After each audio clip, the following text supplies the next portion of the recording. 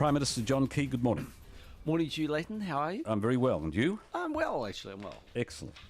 Now, I've got a pile of written questions that we'll start tackling at some stage in the not too distant. But first, let me ask you a couple of questions. The post-election alliances that the parties you're prepared to work with. When are you going to announce that? And let's do it now. Yeah. So, I mean, what we did at the start of the year, which is probably more than anyone else has done, we sat there and we said, look, we've got some parties we can work with, and we've worked well with United, ACT and the Māori Party over the last 6 years, and we're happy to work with them again in the future. We think we could work with the Conservatives if they make it, and we'd be prepared to have a discussion with Winston Peters if he wanted to.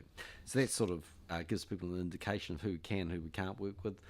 You know, what sort of accommodations we may or may not do. Look, we'll make some decisions on that a bit nearer the time. Obviously, the particular issues are Epsom when it comes to ACT, Ohuria when it comes to United, and whether we find some way of accommodating Colin Craig or not. It would appear that, as far as Colin Craig is concerned, that you've run out of options. Not necessarily. I mean, according to Mark Mitchell. Yeah. Well, no, I don't think that's right. Look, in the end, National obviously believes that we're the best party to be the governing party of this country, and MMP is a system that causes or forces you to find coalitions. So, in the end, New Zealand's got a chance to test that in 2011. What they said overwhelmingly, like it or not, was they wanted to keep that system, and that's a system that drives coalitions.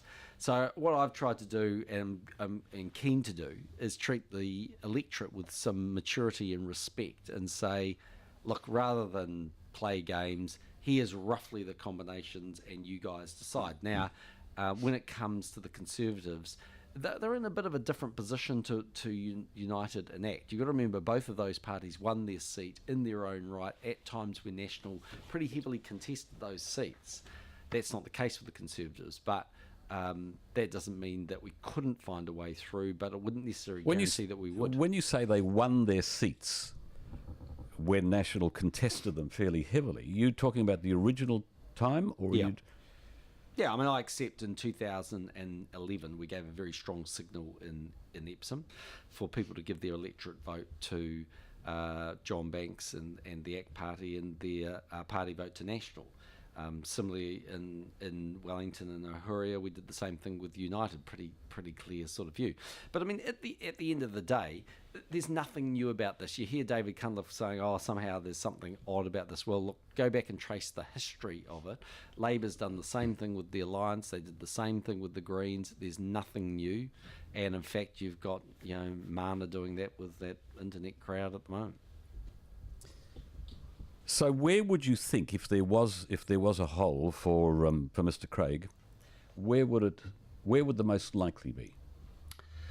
Well, I don't honestly know because I haven't really thought about it, but in great detail. But what I would say is, look, in the end, if we had to try and do some sort of deal, then I'm sure we could find one. Because in the end, if any member of our caucus will want the government, National, be part of the government, and in the end, if that was what was required, I'm sure they'd do it. But I just wouldn't jump to conclusions there because we're a long way away from that position really with the Conservatives.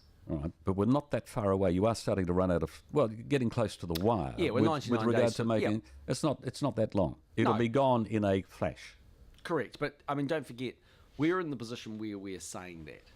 Labor, on the other hand, is saying, well, we're going to work with Mana and Internet or whatever. Winston won't tell you who he'll work with and who he won't. So half the political parties are going to talk to you after the election. Half of them, try and tell you one thing and do another. At least we're going to be transparent. So look, well and truly before people go to the polls, they'll have a sense of what we think makes sense. Let me ask a question that's been asked many times before, and there's a standard answer, but the possible combination of National and Labor. Is there any set of circumstances you could envisage where that could happen? Well, it's happened in Germany. That's ultimately... I've been here, though. Yeah, I know. Well, I think no. But, look, in a lot of ways, at times in the history of the two parties, they've been more similar.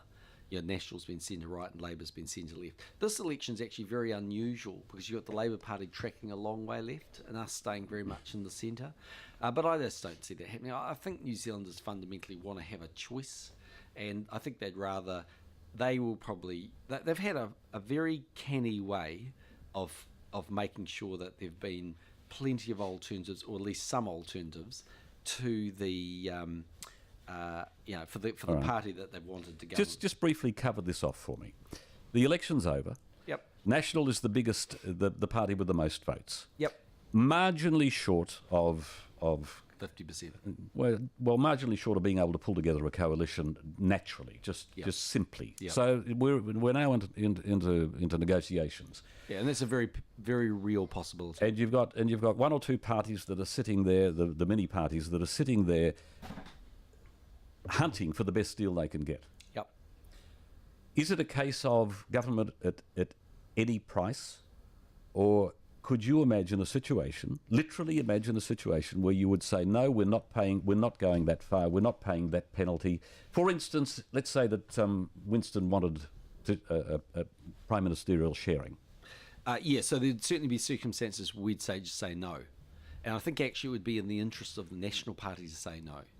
Because in reality, if you did a deal that was so toxic that at the end of that 3-year period, you unwound what I think has been the good work we've done in the last 6 years, then I think you're failing the country and you're failing your supporters. So for me, it's not government at any price.